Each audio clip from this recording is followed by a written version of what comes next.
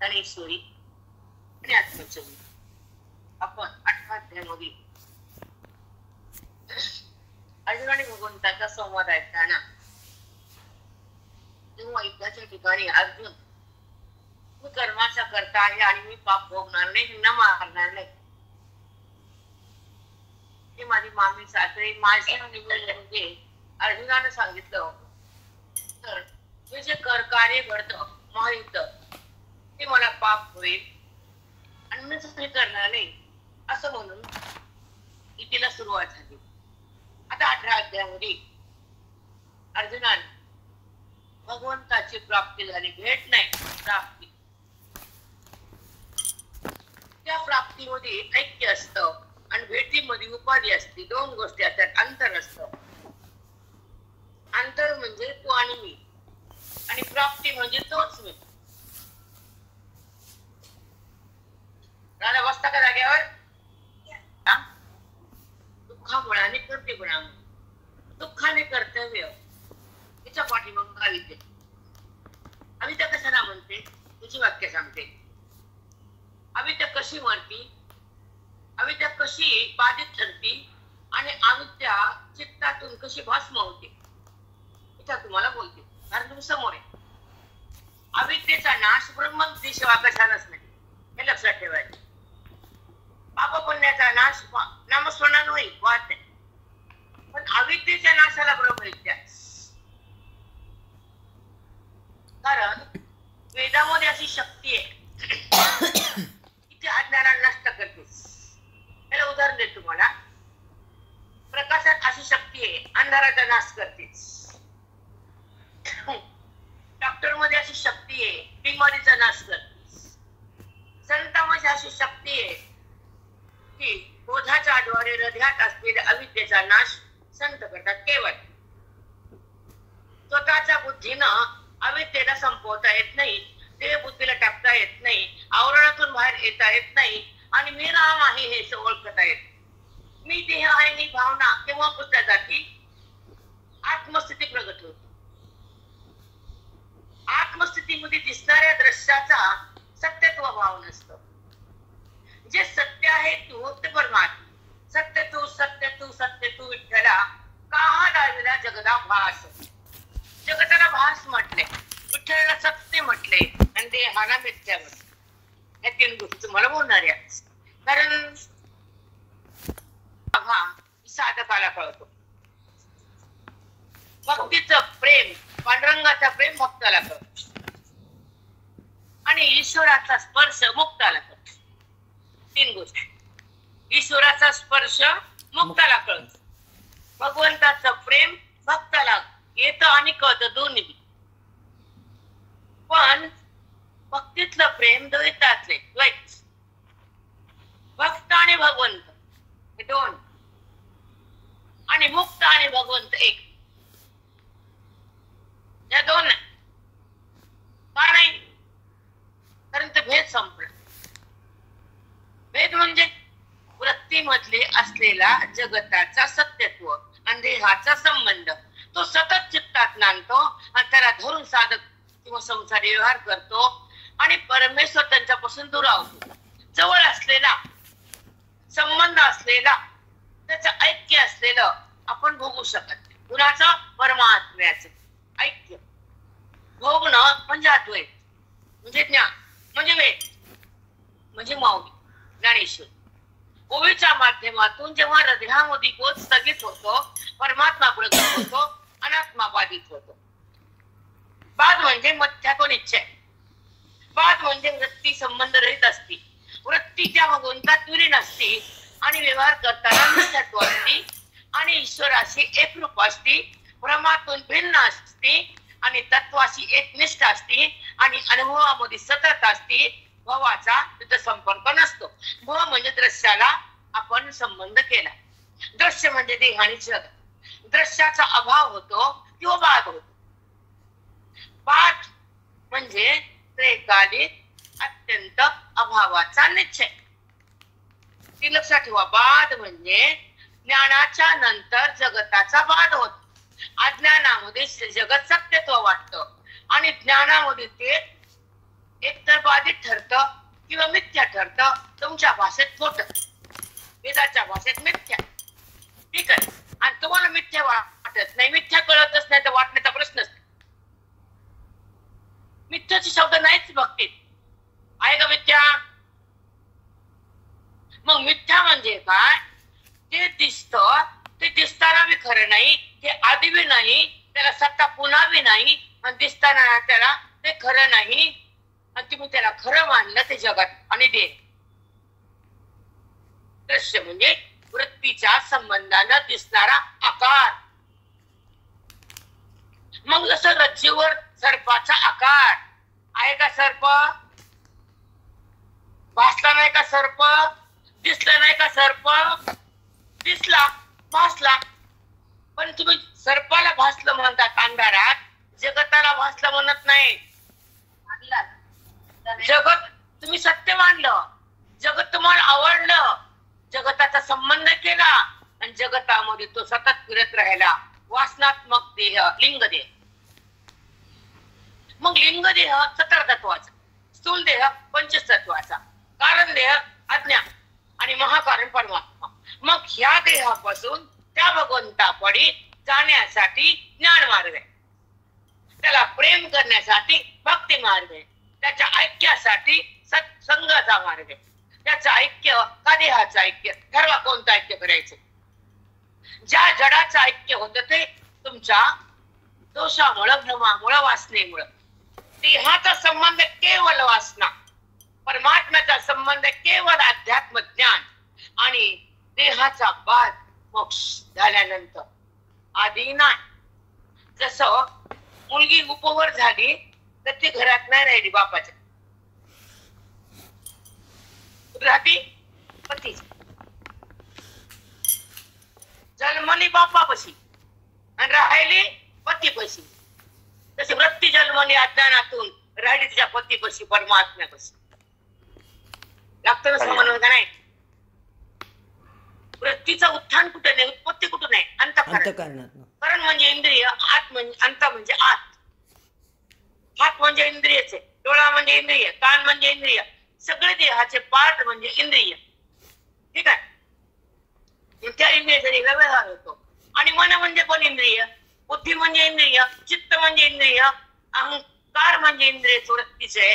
पण हे सगळं आत आहे, म्हणून त्याला अंतःकरण नाव आलं. हे इंद्रिय बाहेर आहे आणि ते इंद्रिय आत आहे. मन संकल्प करतं, बुद्धी निश्चय करते, चित्त चिंता आणि चिंतन करत. जसं अज्ञानीचं चिंता करते, ज्याला ज्ञान आहे ते चिंतन करते, ज्याला अहंकार करत. देहाचा संबंध आहे, अहंकार आहे. भगवंताचा संबंध आहे, अहंकाराचा नाश. भगवंताचा संबंध आणि देहाचा संबंध दोन गोष्टी सांगते तुम्हाला. भगवंताचा संबंध कधी होतो आणि त्याचा ऐक्य कसं होतं? देहाचा संबंध तर नाना योजना आपण केलाच आहे, अविद्येमुळे झालाच आहे. पण अविद्या जेव्हा मेली तेव्हा आत्मस्थिती प्रगट झाली. अविद्या मरती केव्हा? हे सग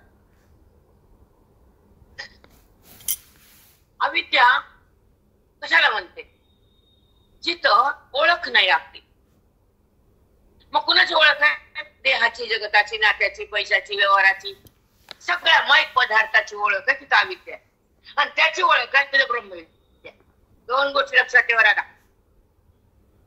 भगवंताची ओळख होणं पहिला टप्पा, त्याची प्राप्ती होणं अंतिम टप्पा, त्याचं प्रेम करणं भक्तीचा टप्पा, आणि त्याला विसरणं विषयासक्तीचा टप्पा.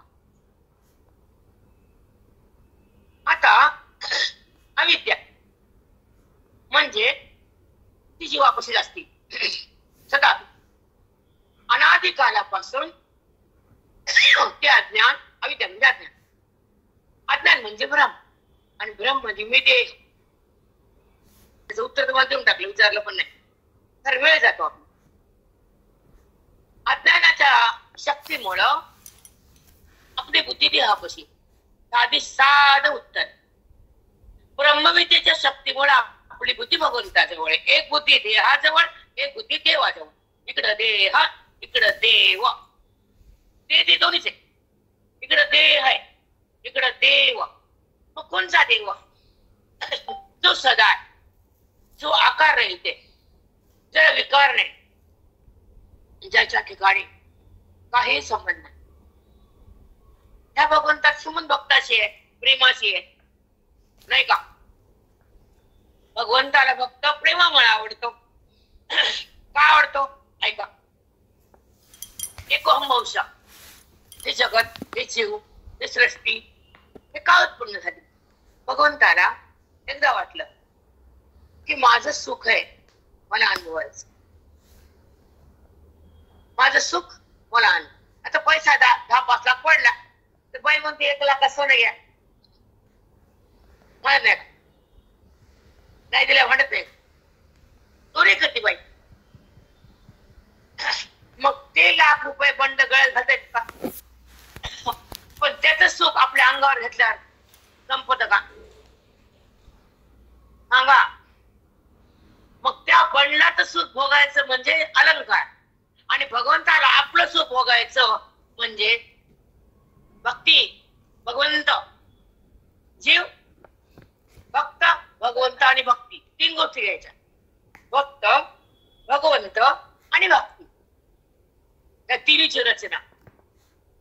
मग त्याने भक्ताला आपलं प्रेम भोगायचं भक्ताच्या द्वारे, आणि आपलं रूप टाकायचं ज्ञानाच्या द्वारे. दोन्ही मी समजून घ्या.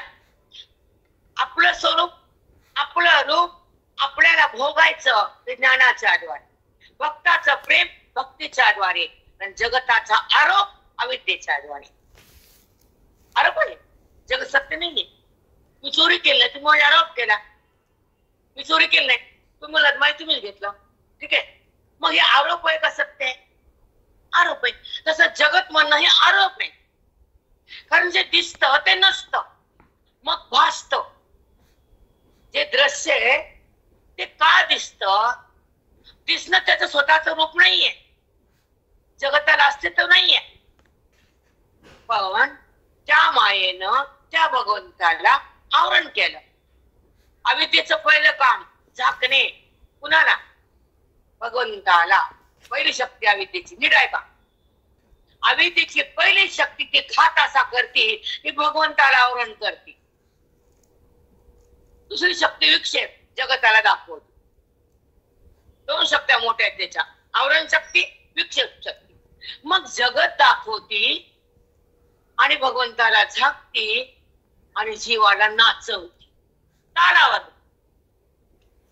माया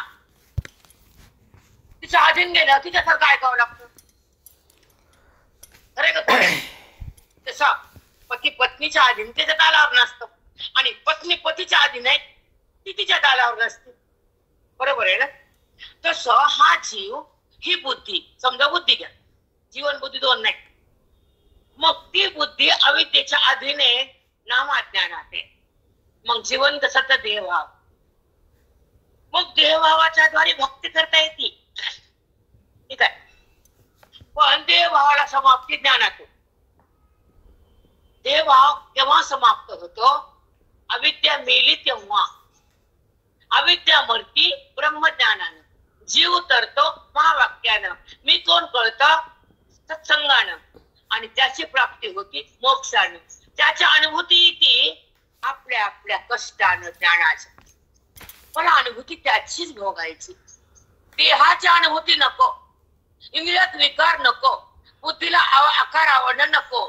निराकार व्हायचं आणि निराकारात राहायचं. 2 गोष्टी लक्षात ठेवा. निराकार व्हायचं म्हणजे आत्मरूप, आणि निराकारात राहायचं म्हणजे त्याची प्राप्ती. ऐक्य करायला गुरु लागतात, त्याला ओळखायला सत्संग लागतो, त्याच्या प्राप्तीला अधिकार लागतो, आणि त्याच्या अनुभवाला ज्ञानेश्वरी लागतो. आता जगत आणि आपण, दृश्य आणि द्रष्टा, याच्यावर येऊ. द्रष्टा द्रष्ट होवावे एथ म्हणे श्री विश्वेश्वरा आहो निदान पसा. है ना? तुला प्रसाद कधी भेटेल? द्रष्टा दृश्य होवावे.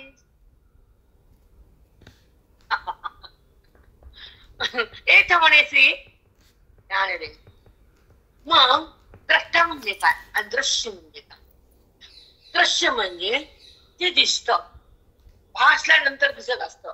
भास म्हणजे जगत आहे आणि अस्तित्व म्हणजे परमात्मा. त्या अस्तित्वावर ती माया त्याला दाखवते. त्यावर लक्ष द्या. ते अस्तित्व परमात्म्याचं घेती, त्याला झाकून टाकते ईश्वराला आणि जगताला दाखवते. विक्षेप शक्ती तिची. जगत दाखवणे विक्षेप आहे आणि झाकणं आवराने, आणि त्या आवरणाचा नाश म्हणजे ब्रह्मज्ञान.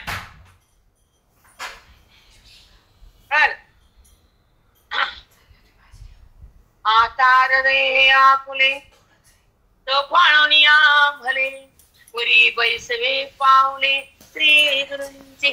माझं हृदय स्वच्छ केलं, सुंदर केलं, भक्तीने पावन केलं, नामानं छान केलं, पवित्र. पण त्यावर जेव्हा श्री गुरुचे पाय बसले तेव्हा ज्ञानाचा पाया पक्का. वरी बैसवी पावले श्री गुरूंची. देवाचे म्हणले का मौली येडे का सांगा ना. वरी बैसवी पावले विठ्ठलाची म्हणले.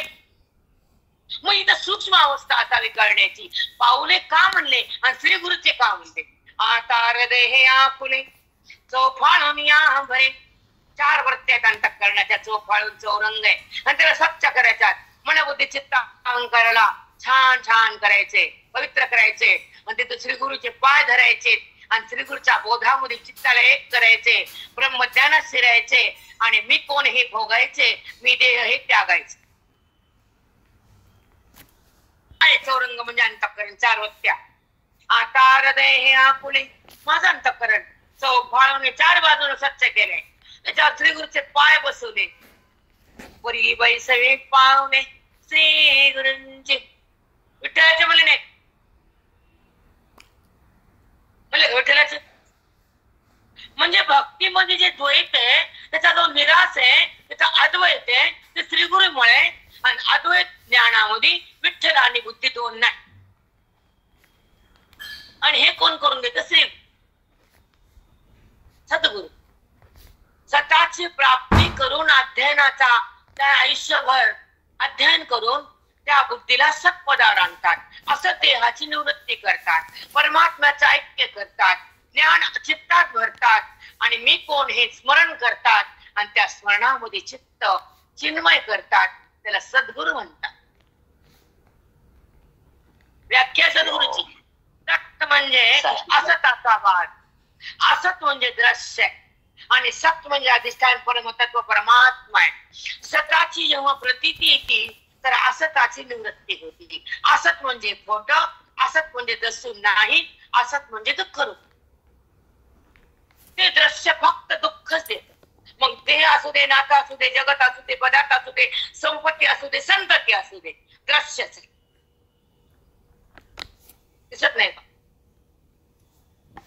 पण दृश्य हे दिसत नाही. पण आणि द्रष्टा हे दिसण्याचा विषय नाही.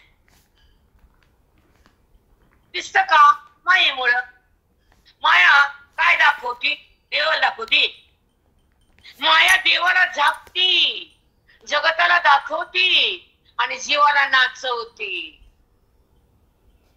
भ्रमाला प्रगट करती आणि बुद्धीला विकारात नेती आणि आकाराला आहे म्हणायला लावती. आकार तर नसतोच, विकारामुळे आकार आहे. बुद्धीमध्ये अविद्येचा प्रवेश आहे, सत्ता आहे तिची आणि तिनं अविद्या तिथं स्थापना केली बुद्धीमध्ये आणि त्या अविद्येचा संबंध बुद्धीनं केला. भगवंताचा संबंध पूर्ण झाला. मग अविद्येमुळे मी देह आणि ब्रह्मविद्येमुळे मी आत्मा. दोन्हीकडे मीच आहे. अहं ब्रह्मास्मि अयमात्मा ब्रह्म ज्ञानं ब्रह्म तत्त्वमसि. 4 वेदाचे 4 महावाक्य, 3 वाक्य अभ्यास पर्यंत. मी ब्रह्म, मी ब्रह्म. मन मन निधी ध्यास कर, ध्यास कर. प्रपंचाचा करू नको. मी ब्रह्म, मी ब्रह्म, मी ब्रह्म, मी आत्मा, मी आत्मा, मी आत्मा, मी आत्मा. मग मी जाताना आत्मा राहतो. मी म्हणजे वृत्ती आहे. मी हे अहम आहे, अहम ब्रह्म आहे. तुम्ही अहम ध्येय केला. अहम ब्रह्मास्मि हे कोणी सांगितलं? वेदांत.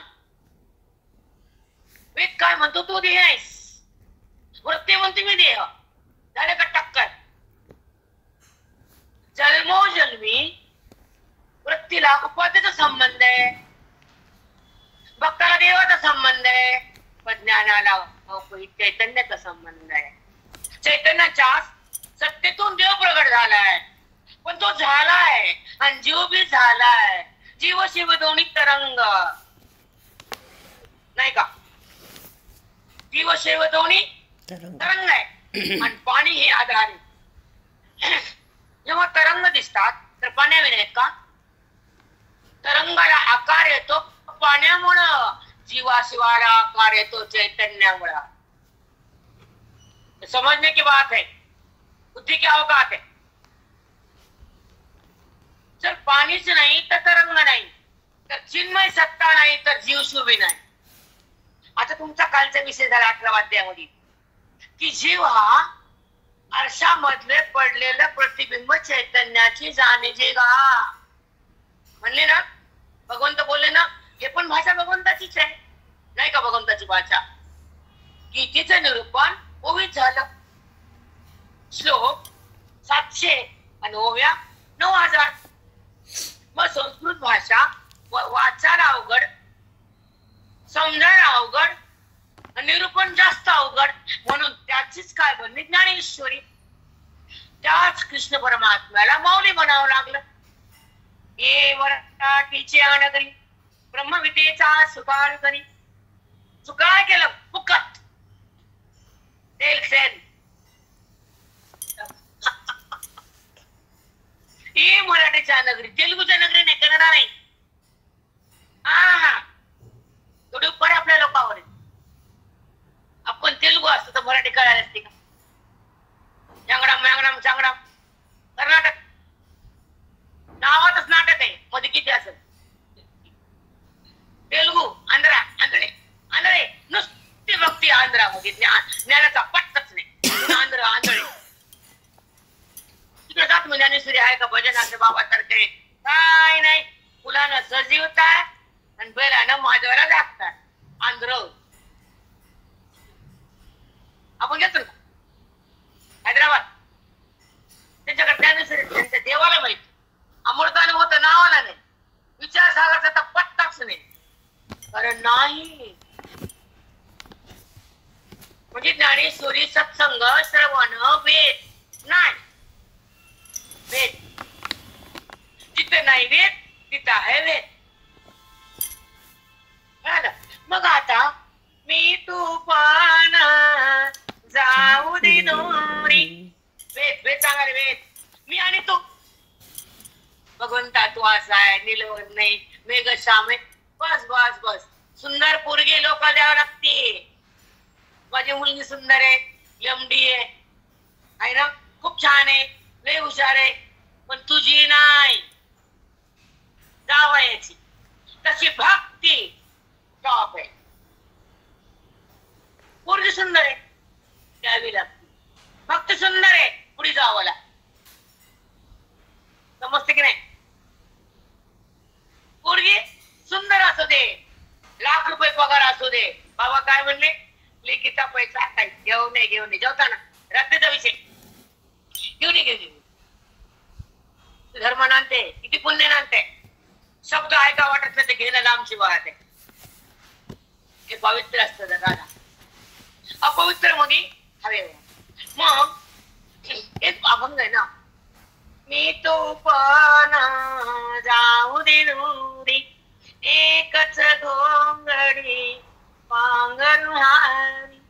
तुला आतापर्यंत तू माझा आहे मी तुझी असं म्हणलं, पण तू कळालाच नव्हता म्हणून तू आणि मी. आता तू कळाला, तू हृदयात प्रगटला. आता तू बी नाही आणि मी बी नाही. म्हणजे काय? वृत्तीच नाही.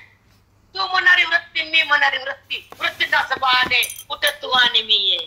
वृत्तीचा वाद तो अबाधित प्रगट झाला तेव्हा वृत्ती बाधित झाली. परमात्म्याची ओळख झाली, आत्मस्थिती प्रगट झाली, देहबुद्धी नष्ट केली, ईश्वराची ओळख झाली, संतांना त्याची एकता केली, महावाक्याचा प्रसाद दिला, आत्मतत्व मी आहे असा अनुभव आला. ब्रह्मज्ञान म्हणते त्याच. कस काय रे? नामदेव कोण होते? बोला. नामदेव पायापाशी खात होते देवाचं, देवाला जीव घालत होते, पण देव जेवत होते, देव त्याला बोलत होते. एवढी भक्ती होती आहे का आपली? मग एवढी भक्ती असून नामदेव तू कच्चा ठरला. जनाबाई, मुक्ताबाई, गोराकुंबा, ज्ञानदेव, निवृत्तीनाथ, नामदेव तुम्ही कच्चे नाही हो. रडायला लागले. नाही म्हणले मी नाही कच्चा, माझ्या पांडुरंगाला विचारतो आणि मग ठरवतो. जा म्हणले देवाकडे, जा देवाच्या देवाकडे. आले पांडुरंगाला म्हणले देवा काय रे आम्ही काय? देवा मला कच्च म्हणाले, मला रडू यायला. मी पक्का नाही. नाही नाम्या का? मी ज्ञान देत नाही. तू माझ्या भक्तीत अडकू नको, गुंतू नको, उपाधीत राहू नको, माझ्या आकाराला बोलू नको, ब्रह्म स्वीकार नको. प्रेमाच्या पुढे जा. प्रेम नको. मी जात नाही. जावंच लागत. रडायले. तुम्हाला सोडित नाही. सोडावंच लागण. बंधन तोडावंच लागण. वासना थांबावीच लागण. आणि त्या वासनेमध्ये तत्व प्रगटावंच लागण. जाऊन द्यायला केतर स्वामी मग कमून हक्कलं नावायला का हक्कलं? पायापासून तू जा म्हणले. नामदेव म्हणले मी जात नाही देवा, मला तू आवडतो. मला मी तुला सोडत नाही, तुझ्या पायाला बाजूला करत नाही. ते म्हणले तुझं सगळं खरंय, पण मी तुला आता इथे थांबू देत नाही. मुलगी मोठी झाली, बाप म्हणतो माझ्या घरात राहायचं नाही.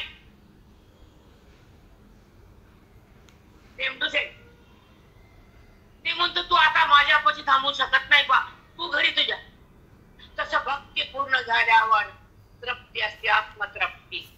जिथं अज्ञान आहे बुद्धीमध्ये, त्यामध्ये भगवंत आणि भक्त आहे.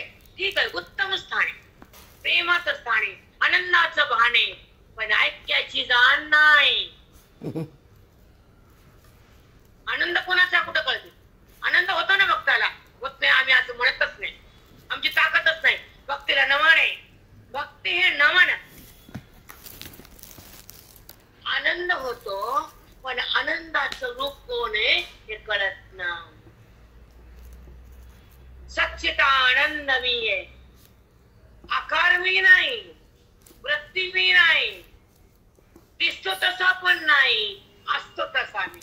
असतो म्हणजे अस्तित्व आहे, आणि दिसणं म्हणजे मायेचं द्वार आहे. जीवाला अविद्येचं द्वार आहे. मायेच्या द्वारातून ते प्रगट झाला, अविद्येच्या द्वारातून आम्ही प्रगट झालो. देहाचं भान ठेवलं, विषयाची जाण आली, आणि जगत सत्य वाटलं, भेद कायम झाला, जन्म मृत्यू मागं लागलं. भेदामध्ये जन्म मृत्यू आहे, अभेदामध्ये त्याच्यात निवृत्ती आहे. मग जीव जेव्हा हाका मारितो, आतून ईश्वर होते, ये माझ्याकडे हाका मारी त्याला. तू कोणी देवा? कुठे कुठे तू? कसा आहे तू? तो आहे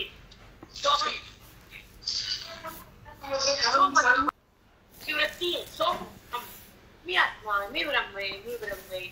पण ब्रह्म म्हणायला ती लागली त्याला दाखवायला. त्याचा जे पूर्ण आहे पहिल्यांदा मी आहे हे सोहम शब्दात दाखवलं. वेद आहे, एका शब्दात वेद आहे पूर्ण. सो परमात्मा आहे, माया व्यवहार.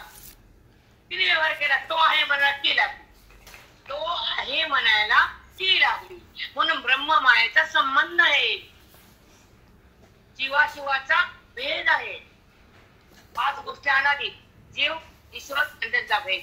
3 वस्तू, एक जीव, एक शिव आणि दोघांचा भेद. हे कायम आहे अनादी कालापासून. आणि ब्रह्म आणि माया दोघांचा संबंध कायम आहे, ती त्याला सोडित नाही. कोण? माया. आणि तोच तिला सत्ता दिल्याशिवाय राहत, पण त्याला सत्ता दिली माय नाही. कारण ब्रह्म मायेचा संबंध अनादिकालापासून. मग तीच माया त्या ब्रह्मतत्वाला आकारानं प्रगट करते. ईश्वर झाला ब्रह्मा विष्णू महेश. तो देशी शिवला नाही, तो परमात्मा. ती म्हणजे माया. तो देशी शिवला नाही, वांज गर्दीने झाली कानवा तेरे तेरे तेरे, कानवा तेरे तेरे. तुझा कसा खेळ खंडोबा आहे? तो परमात्मा, ती माया, तो तिला शेवट आणि ती त्याला सोडत नाही. संबंध असा आहे कल्पित, आणि त्या संबंधातून हे जीव जगत आणि ईश्वर कुणी तयार केला? मायेनं. उपाधी त्याला मायेची, आम्हाला विद्येची. मग देवा तुम्ही दोन आहेत का? नाही. जिथून चैतन्य प्रकट झालं, ब्रह्ममाया, ब्रह्म म्हणजे चैतन्य, ठीक आहे. मग ते चैतन्य त्या मायेच्या द्वारातून आकाराला आलं, सगुण झालं, साकार बनलं. निर्गुणातून सगुणाची उत्पत्ती आहे बेटा. ते निर्गुण नाही तर साकार पण नाही, पण साकार दिसताना निर्गुण कळत नाही, भक्ती अधुरी बनती. मग तो प्रगट कसा झाला हे जर कळत नाही बुद्धीला, नुसतं प्रेम करून काय फायदा? त्याच्या पुढाशी जाऊन बुद्धी तिथं एकरूप होऊन भिन्न भक्ती झाला. भिन्न देह बाजूला, वृत्तीचा वाद झाला, भिन्न देह बाजूला गेला, परमात्मा प्रगट झाला. ब्रह्मविद्या म्हणते त्याला, त्या भगवंताला तो आत आहे, काही करायचं नाही. आवरण जे असतं अविद्येचं झाकण ते फोडायचं असतं. बोधानं, वेदानं, सत्संगानं, श्रवणानं, तुमच्या तपानं, तुमच्या वैराग्यानं, तुमच्या विवेकानं, तुमच्या साधनेनं, तुमच्या अभ्यासानं, तुमच्या तीव्र अंतःकरणानं जी दशा तयार होती तेव्हा अज्ञानाची स्थिती नष्ट होती आणि आवरण नष्ट होतं. परमात्मा आणि बुद्धीचा संग जेव्हा आवरणाचा नाश होतो तर बुद्धी भगवंताच्या आत प्रवेश करते. पण दार बंद आहे तर देव दिसतो का? म्हटला दार उघडावं लागेल ना. तसं अज्ञान फोडल्यानंतर, आवरणाचा नाश केल्यानंतर ती बुद्धी भगवंताशी समरस होती. महावाक्यानं अशी, तत् म्हणजे ईश्वर, तो म्हणजे जीव, तो मी आहेच अशी म्हणजे आहे. तत् ईश्वर, तो जीव अशी आहे, तो जीव शिवच आहे. तत्त्वमासी महावाक्य हे बुद्धीला पटतं आणि ती म्हणती मी देह नाही, मी परमात्माचे. म्हणून त्या बोधानं, त्या वेदानं, सत्संगानं, तुमच्या आयुष्याच्या तपानं, तुमच्या अधिकाराच्या उच्चतेनं, ज्ञानामध्ये अधिकार आहे, भक्तीमध्ये प्रेम आहे आणि संसारात प्रारब्ध आहे. तीन गोष्टीशिवाय कुठलंच कार्य होत नाही. संसार प्रारब्ध लागतं जन्म नाही, भगवंताचं प्रेम लागतंच भक्ती व्हायला, आणि ज्ञान लागतं त्याची प्राप्ती व्हायला. तिन्ही गोष्टी मान लागतात राधा. एक आहे एक नाही जमत नाही. तुम्हाला भाजी करायची तर गॅस पण लागतो, चटणी मीठ पण लागतं, टाकू पण लागतो, भाजी पण लागते, बुद्धी पण लागते. किती मीठ टाकावं, कशी भाजी करावी, सामग्री सगळीच लागते. मग कर्म कसं होतात आठवड्यात नाही, त्या कर्माला 5 कार्य लागतात, तेव्हा ती क्रिया बनती, कार्य. अर्जुना तू कार्य करत नाहीस, करतो का तू? नाही. जे देहानं केलं, ते अधिष्ठानाने कर्माला ते करता, पहिल्यांदा करता, पुन्हा इंद्रिय, ठीक आहे, नंतर त्याचे विषय, त्याच्या देवता, त्याचा संगम होतो आणि कार्य होतं. तिथं तू कुठेस? वायू शक्ती, क्रिया शक्ती, वायू शक्ती, ज्या प्राण अपान समान उदान व्यान, हे 5 वायू इंद्रियामध्ये फैलतात आणि 5 शक्ती हातामध्ये जेव्हा वायू जातो तर क्रियाशक्ती सुरू होती. श्वास घेतो कंठात, प्राण शक्ती, त्या पुन्हा दुसरी प्राण अपान उदान समान व्यान. एक वायू, वायू एकच पण काम आहे वेगळे. एक वायू श्वास घेतो, प्राण जिवंत जीव राहतो आपण, मग तोच प्राणवायू अपान बनतो. खाल्लेल्या अन्नाचा रस बाहेर काढला जातो अपान. ते रस सगळ्या नाड्यामध्ये फिरला जातो समान, सगळ्या शरीराच्या कोण्या कोण्यात पसरला जातो रस अन्नाचा समान. व्यान आणि उदान, ते रस मेंदूपाशी जातो, मेंदूमध्ये ते रक्त बनतं आणि ते रक्त पुन्हा सगळ्या नाडीत पोहोचलं जातं. वायू. व्यान आणि उदान खाल्लेल्या मलमूत्राचा विसर्जन करतं. त्या दोन्ही इंद्रियामध्ये ती क्रिया असते, बरोबर. मग ही शक्ती वायूमुळे, वायू पण आहे ना क्रियाशक्ती, कर्माला वायू कारणे, कर्माला इंद्रिय कारणे, कर्माला इंद्रियाच्या देवता कारणे, कर्माला देह करता कारणे. ह्या सगळ्याच्या संबंधातून कर्म होतं. तिथं तू कुठे अर्जुना? रडतो कशाला? कर्म करताना तर हे सगळा समुदाय कर्माला कारणीभूत होतो. तर कर्म या कारणामुळे होतं, तुझ्यामुळे होत नाही. रडायचं काम नाही. हे करताना, क्रिया करताना ही बुद्धीमध्ये उत्पत्ती होती ज्ञानाची, ही मग समजूत होती मनाची, आणि क्रिया होती त्या समुदायाची. तेव्हा संपत्ती असती वेदाची, आणि स्थिती असती बोधाची, आणि क्रिया पण व्यावृत्त होती. कर्माचा करतेपणा तुम्ही होत नाही. क्रिया त्या कारणानं होती, करतेपणा कुठे? त्या कारणामुळे कर्म आहे, तुझ्यामुळे कर्म नाही. असं जेव्हा समजून सांगितलं भगवंतानं 18व्या अध्यायामध्ये अर्जुनाला, अर्जुन त्या बोधात गेला, त्यांचा संगम झाला. देवाने त्याला पुन्हा आणलं, देहावर आणलं की नाही? तो ऐकून कर्मा कार्यातून भिन्न झाला, वेदातून अलग झाला, ईश्वराशी समरस झाला. अर्जुन कृष्ण कृष्ण झाला हे भगवंताला कळालं. तो माझ्यामध्ये विगरला. त्याला पुन्हा जाग केलं, त्याला पुन्हा देहावर आणलं, आणि पुन्हा पुढची गीता सांगितली. कारण 500 वय झाले, 400 1314 वय शिल्लक राहिल्या. सांगू कोण्या भूतांना? प्रश्न पडला देवाला, आणि अर्जुनाला आणलं देहावर. त्याला बुडून नाही सागरात, आत्मसागरात. अर्जुन म्हणला, देवा मी किती आनंदात होतो, मला का देहावर आणलं तुम्ही? प्रश्न केला अर्जुनाला देवाला, कृष्ण परमात्म्याला. मी तर संगमात होतो, तुला नाही कळालं देवा? कळालं अर्जुना, तू माझ्यापाशी एकच झालतास, मग मला का आणलं वरी? सांगू कोण्या भूताला म्हणले देव? कारण काळ थांबला होता, आणि अर्जुन ऐकत होते, कृष्ण बोलत होते, आणि जगत काल ठप्प होता 18 दिवस. दुसरं कोणी ऐकायला भूत? म्हणून त्याला पुन्हा देहावर आणलं.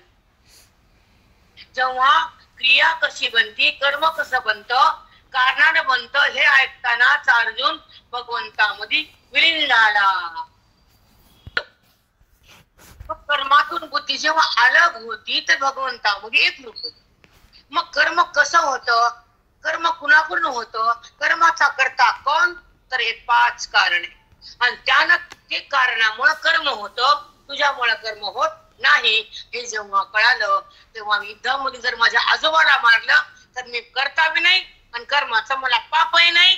क्षत्रिय धर्माचं पालन केलं, अर्जुनाला ज्ञान झालं, आणि युद्धाला आरंभ झाला. कर्मसन्यास योग म्हणते त्याला. अंतःकरण धर्म नाही, थरथर कापू लागले ना. शेवटी धर्म चुकत नाहीत अंतःकरणाची, पण त्याने बाण धरला होता हे विसरायचं नाही. त्यानं भीष्मावर बाण सुरू केले, खन खन खन मारणार म्हणले.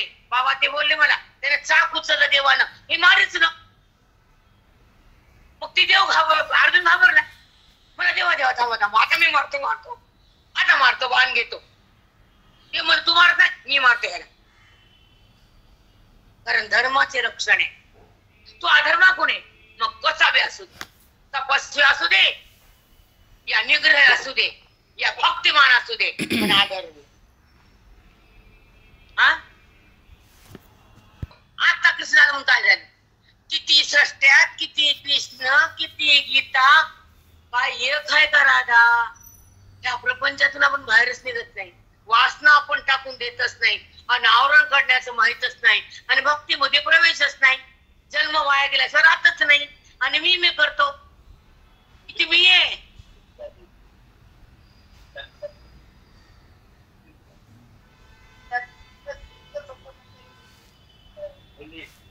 जग म्हणजे काय? जे आधी आहे आणि जग मध्ये लटकलेलं, त्याला स्थानच नाही, सत्ताच नाही. त्याला सत्ता नाही, कारण त्याला स्वरूपच नाही. दिसण्यापुरते, कारण ते नाश व्हायले ना. जे जे दृष्टी दिसे ते नाशवत, आणि जे जे असे शाश्वत. असे दिसे मध्ये नसे, मग दिसत कशामुळे? ब्रह्मामुळे. आणि जेव्हा ते प्रकृती ही सृष्टी नाशवाणी, क्षणाक्षरा नाशे, म्हणून सृष्टी दृष्टी आणि दृष्टी सृष्टीवान हे विचार सागर हे बेसिक नसलं ना तर गीता बरोबर कळत नाही. आम्ही ठाम सांगू शकतो, आम्हाला कोणी अडवू शकत. कारण अध्यात्माशिवाय गीता पूर्ण लागतच. आता दृष्टी सृष्टीवाद, सृष्टी दृष्टीवाद, आरंभवाद, मिथ्यावाद, प्रतिबिंबवाद, विवर्तवाद हे कळतात का? सांग, श्लोकातून हे कळतं का? जेव्हा विवर्त म्हणजे पूर्वरूपाचा परित्याग न होता रूपांतरानं भान होणं.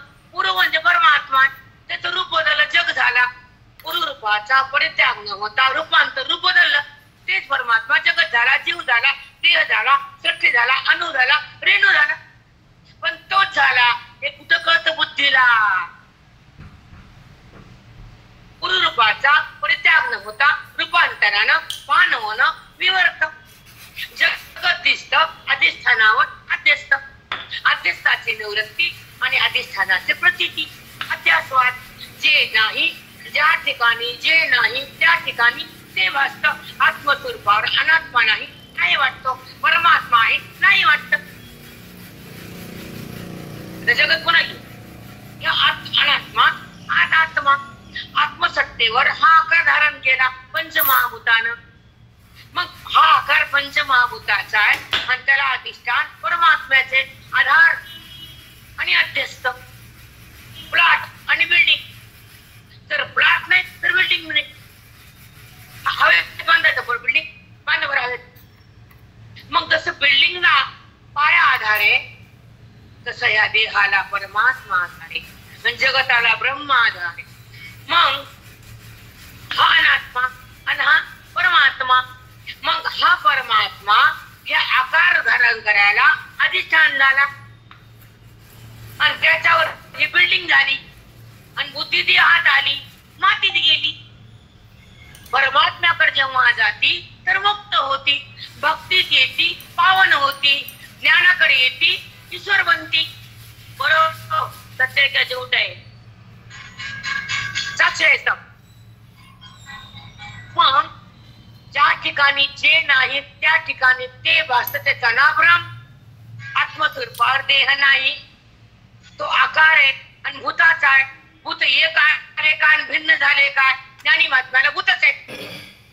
मग एकत्र येऊ का भिन्न भिन्न राहू? ते भूत आहे. देह म्हणजे भूत आहे आणि त्याला आधार म्हणजे परमात्मा आहे आणि मी म्हणजे आत्मा आहे. दोघाचा संगम म्हणजे ज्ञान आणि दोघं वेगळे म्हणजे भक्ती. आणि काहीच कळत नाही, भक्ती बी कळण आणि मुक्ती बी मिळेल. मग केवळ संसार करा मरा. कलियुगात काय ऐसे बाबा आहे तो जगत नहीं करते भक्ति लोग, नहीं उसको जानने का पहचानने का किसको भी नहीं, समझ में नहीं आता. पैसा कमाना आणि मर जाणं. कलियुगाचं हे सध्याचा काळ. काय करायचं? कमवायचं. दादा लाख मिळाले पुन्हा कोटी आणि कोटी मिळाल्यावर पुन्हा अब्ज. थांबते का बुद्धी? नाही थांब. म्हणून बुद्धी केव्हा थांबती? ती भगवंतापाशी येते तेव्हाच. देहापाशी आल्या थांबत नाही. अभिमान, मी गोरी, चलू दे. म्हणून सृष्टी दृष्टी आणि दृष्टी सृष्टी तुम्हाला सांगते. आता समोर कशी दृष्टी म्हणजे ज्ञान, सृष्टी म्हणजे जगात. ऐका नाही मस्त. दृष्टी ज्ञान, सृष्टी जगात. मग सृष्टी आहे का दृष्टी आहे? कोण आहे पहिले? कोण पहिले? कोण बोलो? पहिले परमात्मा, फिर अनात्मा. मग ऐका दृष्टी सृष्टीवादामध्ये जगताचं काय स्थान आहे हे ऐका. विषय निघाला ओघाला. दृष्टी सृष्टी वाद आहे, सृष्टी दृष्टी वाद आहे, अध्यास वाद, विवर्तक वाद, प्रतिबिंब वाद, अवच्छेदक वाद. हे वेदांताचे वादाचे बेसिक आहे. हे बेस पाय पक्का झाल्यावर मग पुढची प्रवृत्ती बुद्धीची भगवंताकडे जाते. आणि बेसच नाही तर काय जाते? त्याला म्हणतात अध्यात्मशास्त्र. जेव्हा ऋषी मुनी साधू संत वनामध्ये जात होते, सत्संग करत होते, त्याच्या व्हायला का हे बेसिक. हे अध्यात्मशास्त्र अध्ययन. आत्मस्वरूपाचं अध्ययन करताना समोर संत लागतात, हातात ग्रंथ लागतो, मन शांत. मग वेदांत आत जातो आणि आतला परमात्मा प्रगट होतो, अज्ञान भस्म होतं, मी कोण कळणं हे जागृत होतं, मी परमात्मा हे अनुभूती येते, मी देह नाही हा निश्चय होतो. तेव्हा बुद्धीचा आणि शिवाचा ऐक्याचा अनुभव येतो, दोघं एकत्र येतात. आता मला मी पहिले प्रमाण सांगितलं होतं, तो उद्देश सोडा नाही सांगत राहील. तो परमात्मा, ती म्हणजे माया, दोघांचा संबंध आहे पण विकार नाही. हे कळणं महत्वाचं आहे. तो परमात्मा आणि ती माया, दोघांचा संबंध, जीव आणि शिव मधला भेद, तू आणि मी भक्तिभेदाशिवाय नाही, ज्ञान अभेदाशिवाय नाही, प्रारब्ध कर्माशिवाय नाही आणि सुख दुःख तुमच्या पाप पुण्याशिवाय नाही. बरोबर आहे का? मग ऐका, तो ती शिवला नाही वांज गरबीन झाली बाई, वांजन गरबीन तसं तो तिला शिवला कधीच नाही, पण जगत बंद. जगत उत्पन्न तिनं केलं, सत्ता त्याची घेतली आणि ह्या जगताची उत्पत्ती झाली. मग शिव, मग जीव, मग जगत, पुन्हा पशु, पुन्हा पक्षी, धान्य, यवन्या, कर्म, पाप, पुण्य, नंतर पुन्हा आधी तो, पुन्हा अध्यात्म, आधी तो, पुन्हा अध्यात्म शास्त्रामध्ये त्याची ओळख होती, म्हणून त्याला आद्या म्हटले ज्ञानेश्वरी मध्ये. ओम नमः ज्ञात्या, तू आधी जगताचा मधी बेस, आणि जगत गेलं तरी तूच आहेस, तू आद्या आत्मरूपा, तू आत्मरूप आहेस. जय जय सुसंवेद्या, तू जय जयकार असो, तू स्वयं आहेस, तुला कोणी उत्पत्ती करता नाही, तुझ्या महाग बिकून नाही, तुझ्या पुढे जगत आहे ते खरं नाही, म्हणून तू स्वयंच आहेस. सगळा जगत रूपानं तूच आहेस, देह रूपानं तूच आहेस, जीव रूपानं तूच आहेस, शिव रूपानं तूच आहेस. वेद्या आत्मा रूपा, मग देवा तुझी गणेशु, सकलार्थ मती प्रकाशु, म्हणे निवृत्ती नासु, अवधारीचो जी. आता ऐक, तुला सांगायचं तो कसा आहे, तो कुठे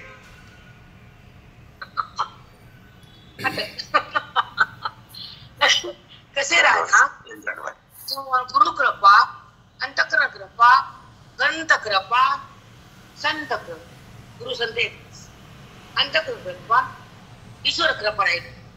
ईश्वर कृपा करतो तर संताची भेट देतो. ग्रंथ कळतात, अंतःकरण कृपा होती.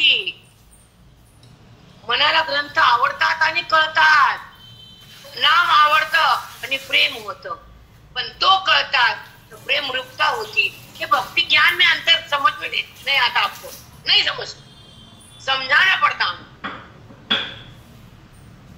अंदर है वो समाप्त होना चाहिए. म्हणून तोच मी देह नाही, म्हणून जे अध्ययनामध्ये आत्मसाक्षात्कार होतो ते संतांच्या संगतीत. ते साक्षात्कार करून देतात कुणाचा? ईश्वराचा. बात करतात जगताचा, ओळख करून देतात तत्वाची. एक रूपता होती बुद्धीची ईश्वराशी. जी बुद्धी देहाशी एक होती ती बुद्धी भगवंताशी एक झाली.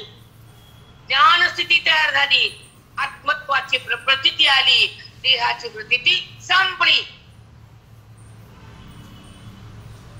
तोच है जो आप देखते साकार में, वही है, पर समझ में नहीं आते, उधर बुद्धि नहीं जाती तुम्हारी.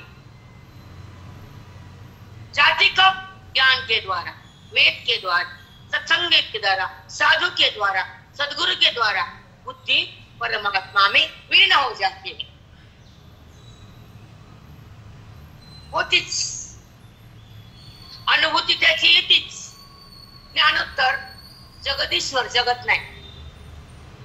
जे जे भेटे भूत ते ते मानिजे भगवंत, असं प्रमाणित नाही का? जे जे भेटे भूत ते ते मानिजे भगवंत. हा भक्तियोग निश्चित जाण माझा. पण थांबू एक व्हिडिओ आणि थांबू. बाबा पहाटे उठले. आता ऐका. ते निश्चित जेथ सुंतले चेती चिना, ते परब्रह्म निर्वाण जे आत्मविंदाचे कारण तेच ते पुरुष जाण पण कुमरा हे ऐसे कैसे निघाले ते देहाचे ब्रह्मत्व आले हे पुससी तरी भले संक्षेप सांग देहावर ब्रह्मस्वरूप कसे आले थोडक्यात सांगा देवाचा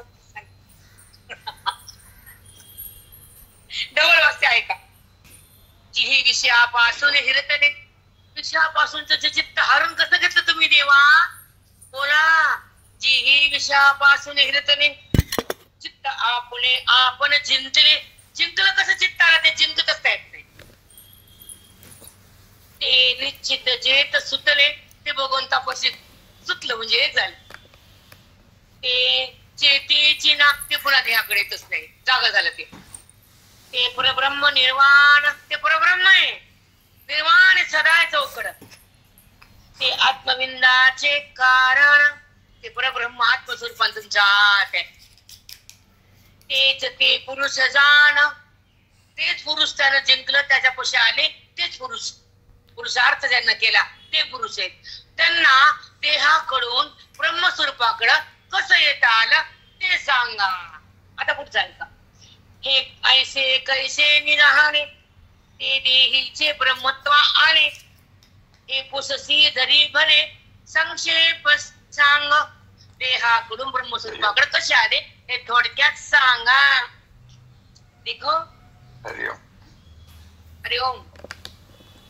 एक सांगते वेळ नाही आपल्याला वाक्याचे आधारे जी विषय डोडोने पाहिले वैरागाचा आधार घेतला आतले विषय फेकून दिले शरीरी एकंदरे केले म्हणा शरीरातून मन बाहेर काढून देवापासून थांबू सहजेती ही संधी मिळती जेत गुरुपल्लवाचा पडे गाठी तेत पाठी मोरी दिठी पार कोणी योगाच्या द्वारे बुद्धी परब्रह्मापर्यंत आणली आणि ती देहातून बाहेर आली नाही ती पाठीमोरी म्हणजे आत्मस्वरूपाकडे गेली आणि भगवंताला जाणू लागली आणि जाणता जाणता परब्रह्म झाली अशी स्थिती देहाकडून ती बुद्धी भगवंताकडे आली